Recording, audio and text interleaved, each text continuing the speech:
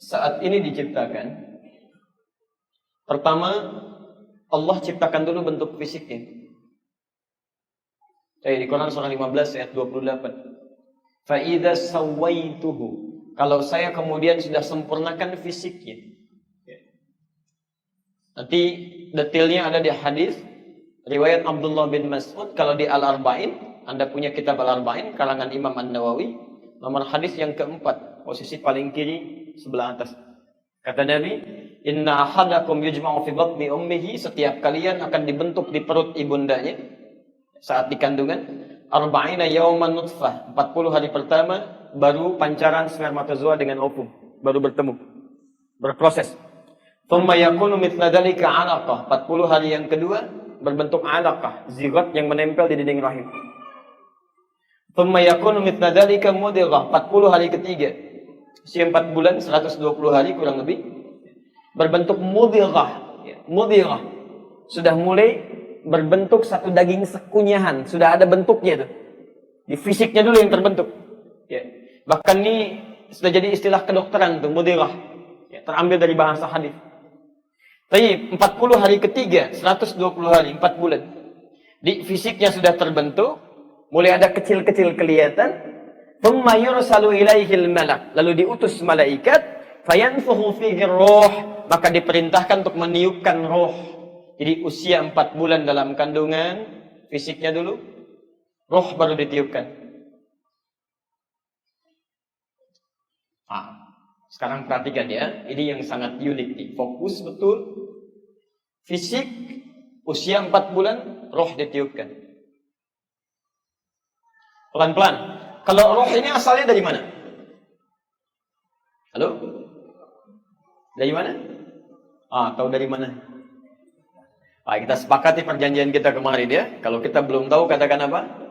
Allahu a'lam. Alhamdulillah. Roh asalnya dari mana? Masya Allah. Quran surah ke-17 ayat 85. Posisi paling kiri sebelah bawah. Wa yas'alunaka 'anir ruh, dan mereka banyak bertanya kepada Muhammad. Mereka banyak bertanya kepada Muhammad tentang roh. Dari mana dia berasal? Seperti apa hakikatnya?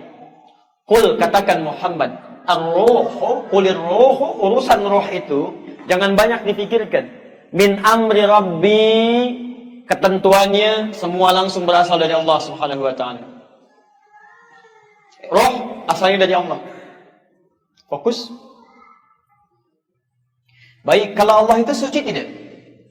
Suci, ya. Baik tidak?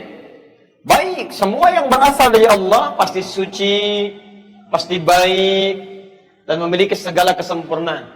Jadi ketika roh ditiupkan kepada fisik, dia membawa unsur-unsur kebaikan. Tadi yang disebut dengan takwa tadi. Puncak-puncak kebaikan. Jadi unsur ini membawa sifat-sifat kebaikan yang disebut dengan takwa. Pelan-pelan, fokus. Lalu dia masuk ke dalam fisik. Kalau fisik asalnya dari mana? Halo? Wallahu a'lam. Baik.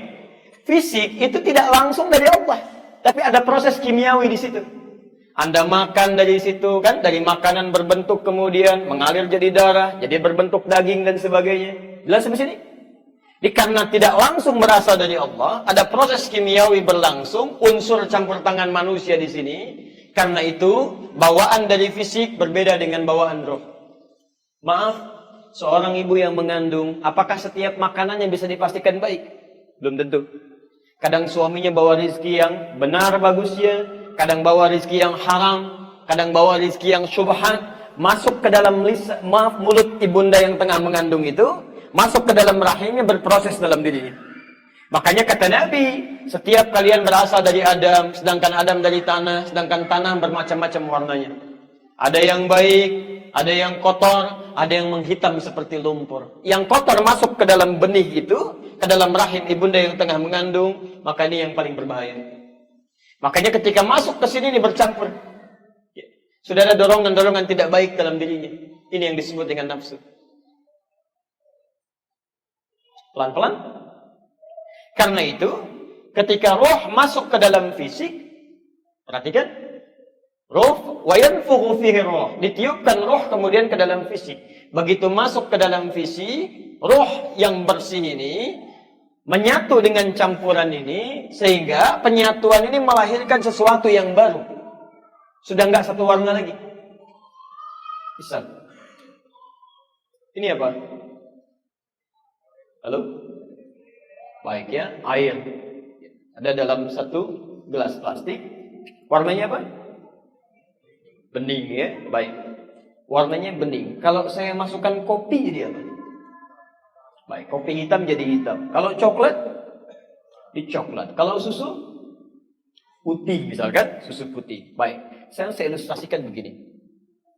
Ini air, anggap aja bagian dari roh bening, bersih. Dicampur dengan tanah, maaf, dicampur dengan kopi, hitam dia. Dicampur dengan coklat, coklat dia. Dicampur dengan susu, putih dia. Fokus ya, ini sedikit agak rumit nih. Sedikit agak rumit. Demikian pula roh ketika masuk bercampur dengan jasad, fisik. Rohnya bersih, bening. Tapi ketika masuk ke dalam fisik yang kotor sumbernya, sering makan yang haram, bercampur di dalamnya, Masya Allah, suami punya aktivitas haram, istrinya jelek juga. Maka ketika masuk roh ke dalamnya, campurannya berubah hitam tuh. Ada yang kadang-kadang halal, kadang-kadang syubhat, kadang-kadang haram, coklat dia. Ada yang bersih, makanannya halal, dijaga terus, dijauhkan dari maksiat, putih dia. Maka ketika masuk sudah tidak bening lagi, sudah ada campuran di dalamnya. Jelas di sini? Maka ketika roh masuk ke dalam fisik itu, dirubah namanya oleh Allah. Dari roh jadi nafas. Nafs.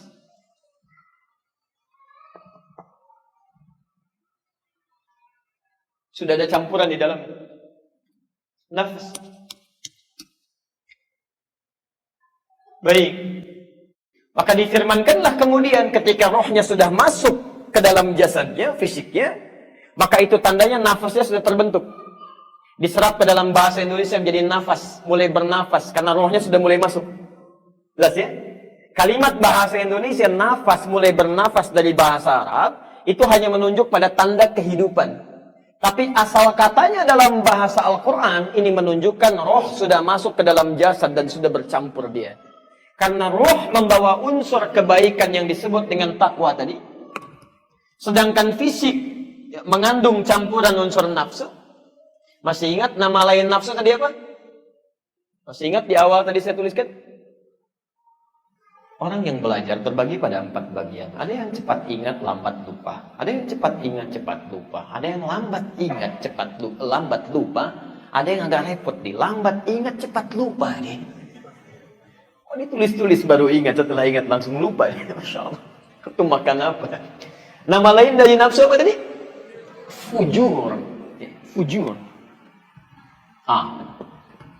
Ketika roh sudah masuk ke dalam fisik, ini bawa sifat takwa. Di sini ada nafsu atau disebut dengan fujur. Maka ketika mulai tercipta dengan sempurna nafasnya, difirmankan oleh Allah Quran surah 91 ayat 7 sampai 10 itu. Wa nafsi wa ma sawwa. Dan demi nafas yang sudah sempurna penciptaannya. Maksudnya roh masuk ke dalam fisik. Kalau sudah masuk ke sini, fa'alhamaha fujuraha wa taqwaha. Maka kami ilhamkan dalam nafas itu, maksudnya bercampur di dalamnya. Fujuraha, unsur fujur yang ada pada naungan fisik, wa taqwaha, unsur takwa yang ada dalam naungan roh. Maka bersatulah di situ potensi kebaikan yang dikenal dengan takwa tadi, potensi yang kurang baik yang dikenal dengan apa tadi? Nafsu atau fujur. Jelas sampai sini? Halo? Alhamdulillah. Saya tidak menginginkan kita berpisah kecuali kita paham ya. Memang yang awal-awal ini itu agak sedikit rumit nih. Tapi kalau Anda perhatikan dengan baik, insya Allah bisa maksimal. Ya. Asal dihilangkan saja sifat mensana in corpore sano. Ya. Ustadz nerangin ke sana, Anda mikir ke sono, itu nggak akan nyambung tuh. Saya turunkan dulu nih. Baik. Manusia tercipta. Unsurnya fisik dimasuki oleh roh. Ini membawa sifat takwa yang baik, Ini membawa sifat fujur atau nafsu. Kan? Perhatikan sini. Dalilnya Quran surah ke-91 ayat 7. Kalau roh sudah masuk ke dalam fisik, maka berubah dia, namanya menjadi nafas.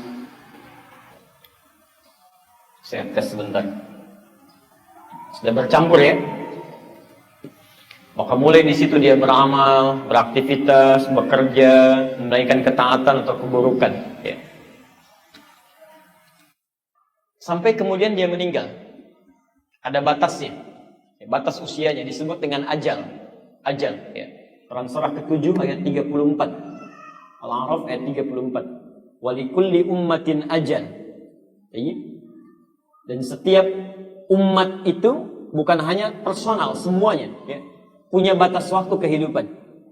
Idza jaa ajaluka la yastakhiruna sa'ata wa la yastaqdimun. Kalau sudah tiba waktunya, dia nggak bisa majukan atau bahkan mundurkan. Selesai, meninggal. Sekarang saya mau tanya, kalau orang meninggal itu yang dicabut, yang kembali kepada Allah apanya? Apanya? Apanya? Tuh, 3 kali saya tanya salah semua tuh. Baik, ingat kalau belum tahu katakan apa? Apa yang dicabut? Tidak ada omongan yang dicabut ya. Baik, yang dicabut tuh bukan rohnya. Yang dicabut nafasnya. Makanya nafasnya hilang, habis nafas meninggal. Dalilnya Quran surah ketiga ayat 185. Quran surah ketiga ayat 185. Bukan rohnya, tapi nafasnya. Kullu nafsin dha'iqatul maut. Setiap nafas itu akan mengalami maut. Maut itu ngambil nafasnya. Ingat. Ketika roh masuk ke dalam fisik, namanya berubah jadi nafas. Ini yang kemudian beraktivitas. Yang beramal, mengumpulkan kebaikan, mengumpulkan segala hal, itu nafasnya. Jadi ingat, antara yang datang dengan yang pulang itu beda. Kalau datang dia belum bawa amalan, cuma ditiupkan aja. Ketika pulang dia bawa amal. Hati-hati, makanya yang datang dengan yang pulang itu sifatnya sudah lain. Datang dia bersih sekali, namanya roh. Tapi ketika kembali, hati-hati, sudah bercampur dengan keadaan dan membawa amalan. Karena sifatnya sudah membawa sesuatu, sudah berbeda dengan sifat ketika dia datang, maka yang pulang, yang dibawa oleh maut disebut dengan nafas. Ini mengisyaratkan bahwa, maaf, kepulangan kita bukan sekedar pulang biasa, tapi akan ditanya oleh Allah Subhanahu wa Ta'ala, apa yang kamu bawa saat pulang ini? Saat datang nggak begini, kenapa saat pulang kamu bawa sesuatu yang aneh? Jelas di sini?